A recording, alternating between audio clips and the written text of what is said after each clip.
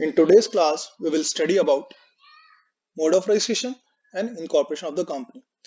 In the last class, we have studied who is a promoter, what is a company, what are the features of the company, what are the types of the companies. Now, अब ये समझ लिया कि company होती क्या है, इसकी types क्या होती है. तो अगला क्वेश्चन ये आएगा कि कंपनी बनाई कैसे जाए, कंपनी कैसे बनानी है. इसके लिए पहले उसकी बेसिक रिक्वायरमेंट फुलफिल करनी पड़ेगी. Now basic requirement section 3 define करता है कंपनीज एक्ट 2013 का. क्या है बेसिक रिक्वायरमेंट?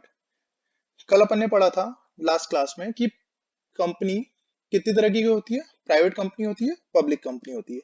प्राइवेट कंपनी के अंडर एक नई तरह की कंपनी जो कंपनी एक्ट 2013 में इंट्रोड्यूस हुई है वो 1% कंपनी. तो पब्लिक कंपनी कैसे बन पाएगी? पब्लिक कंपनी के लिए मिनिमम रिक्वायरमेंट है 7 या उससे ज्यादा पर्सन होना. प्राइवेट कंपनी के लिए 2 या उससे ज्यादा होना, और 1% कंपनी में 1 पर्सन होना. कंपनी फॉर्मेशन की मिनिमम रिक्वायरमेंट्स हो गई. अब कंपनी फॉर्म कैसे करेंगे? कंपनी फॉर्म होती है सेक्शन 7 के अकॉर्डिंग. सेक्शन 7 बताता है कि कंपनी कैसे फॉर्म होगी. टू फॉर्म और incorporate a company you need to file certain documents and information with the registrar. Registrar कौन? Register of companies. Government of India ने एक रजिस्टर ऑफ कंपनीज बना रखा है जिसके अंडर कंपनीज जाके रजिस्टर होती है. सब डॉक्यूमेंट्स उनको फाइल करती है, वो डॉक्यूमेंट्स कॉल करते हैं और रजिस्ट्रेशन आपको देते हैं.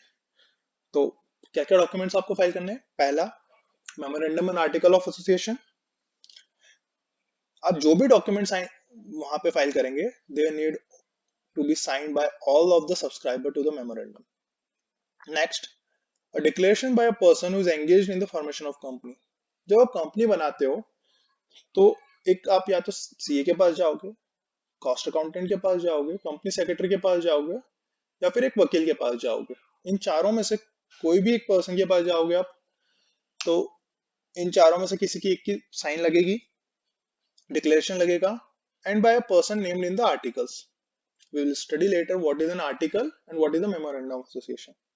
नाउ अगला है एक declaration.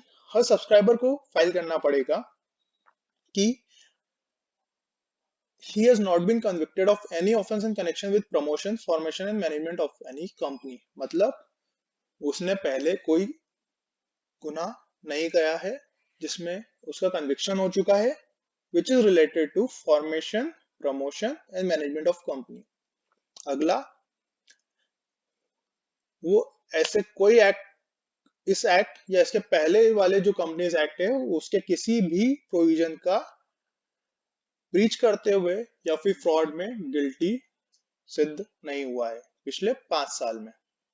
He has not been found guilty of any fraud or breach of duty to any company under this act or any previous company law during the last 5 years. That all the documents filed with the register of companies contains information that is correct, complete and true to the best of his knowledge and belief. मतलब जो भी वो documents file हुए हैं that are true and correct to the best of his knowledge and belief. मतलब जितना वो जानता है, जितना वो समझता है, उस हिसाब से वो डॉक्यूमेंट सही है, सच्चे हैं. अगला, एड्रेस ऑफ कॉरेस्पॉन्डेंस. जब तक ये कंपनी नहीं बन जाती तब तक किसके साथ किस एड्रेस पे कॉरेस्पॉन्डेंस होगा. particulars of every subscribers, particulars of persons whose names are mentioned in the articles as the subscriber to the memorandum. ना, जब ये डॉक्यूमेंट्स आप फाइल कर दोगे, डॉक्यूमेंट्स आप सही फाइल करोगे, तो रजिस्टर ऑफ कंपनीज आपको एक सर्टिफिकेट ऑफ इनकॉर्पोरेशन दे देगा. सर्टिफिकेट ऑफ इनकॉर्पोरेशन के साथ एक नंबर अलॉट कर देगा कंपनी को, जिसे हम बोलेंगे कॉर्पोरेट आइडेंटिटी नंबर. यही कंपनी से कंपनी की पहचान रहेगी. इनकम टैक्स में जैसे आपके लिए पैन नंबर होता है, कंपनीज एक्ट में कंपनियों के लिए सिन नंबर होता है. ये डॉक्यूमेंट्स आप जो भी फाइल कर रहे हैं, कंपनी के जो भी डॉक्यूमेंट्स रहते हैं, ये आपको कंपनी जब तक वाइंड अप नहीं हो जाती आपको संभाल के रखने हैं. कहाँ पे संभाल के रखने हैं? कंपनी के रजिस्टर्ड ऑफिस पे ना. अगर आप किसी ने अगर कोई फ्रॉड कर दिया, कोई गलत इंफॉर्मेशन दे दी है, तो सेक्शन 447 के अंदर डील होगा. अगला जो हम डील करेंगे अब वो है memorandum of association. Memorandum of association क्या होता है ये अब हम आगे पढ़ेंगे.